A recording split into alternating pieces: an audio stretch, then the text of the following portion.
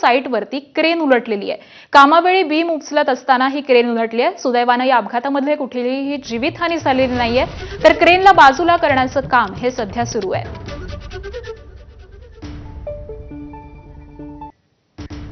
BKC मधली ही सगळी घटना आहे। मेट्रो साईटवरती एक क्रेन ही उलटलेली आहे। या ठिकाणी काम सुरू होतं आणि या काम करतानाच ही क्रेन उलटल्याची घटना घडलेली आहे। सध्या या साईटवरती ही क्रेन हलवण्याचं काम हे युद्ध पातळीवरती सुरू झालेलं आहे। या सगळ्या घटनेमध्ये सुदैवानं कुठलीही जीवितहानी झालेली नाहीये, मात्र ही क्रेन उलटलेली आहे आणि आता ती बाजूला हटवण्याचं काम हे सुरू झालंय।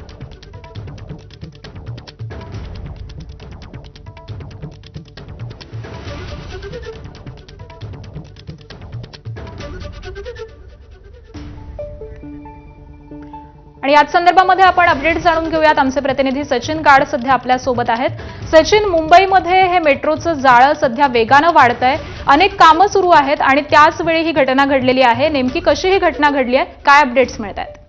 आकांक्षा, मध्यरात्री 2च्या सुमारास वांद्रे कुर्ला संकुलामध्ये मेट्रोचं काम इथे सुरू होतं। गर्डर लॉन्चिंगचं काम सुरू होतं आणि त्यात भार अनियंत्रित झाल्याने ही सगळी दुर्घटना घडल्याचे सध्या आपल्याला समजून येते। जी क्रेन आहे ती पूर्ण उलटी झालेली आहे आणि जो गर्डर आहे तो देखील जवळजवळ कोसळलेल्या स्थितीत आपल्याला सध्या दिसून येते। आपण जर बघितलं तर हा बीकेसीचा मुख्य रस्ता आहे आणि तो रस्ता सध्या दोन्ही मार्गिका बंद करण्यात आला आहे। नाबार्ड जंक्शन ते टायमर बोर्ड असं जो जंक्शन आहे तो पूर्णपणे बंद करण्यात आलेला आहे। त्यामुळे आपण बघतोय की सध्या सकाळची वेळ आहे, मात्र जसं पीक आज सुरू होतील तसं मात्र या संपूर्ण परिसरात वाहतूक कोंडी मोठ्या प्रमाणात होऊ शकते। सध्या आपण बघतोय की जो गर्डर आहे आणि जी पडलेली क्रेन आहे ते उचलण्याचं काम युद्ध पातळीवर सुरू आहे। मात्र एवढी मोठी दुर्घटना ही केला अजूनही बराच वेळ लागू शकतो अशी अधिकाऱ्यांकडून माहिती मिळते। आकांक्षा, बरं, अपडेट घेत राहू। तुर्तास धन्यवाद सचिन या सगळ्या सविस्तर माहितीसाठी।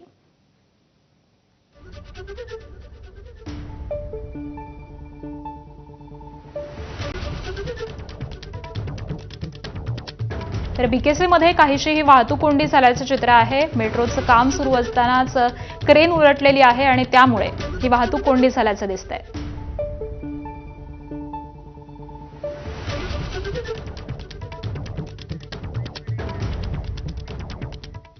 आणि पुढच्या बातमीकडे वळूयात। पाणी समजून टर्पेंटाईल प्यायल्यामुळे एका 2 वर्षीय मुलाच्या दुर्दैवी मृत्यूची घटना ही नागपूरच्या बिडगाव परिसरामध्ये घडली आहे। आद्विक भदाडे असं मृत्यू झालेल्या या मुलाचं नाव आहे। काही काळापूर्वी भदाडे यांच्या घरी रंगकाम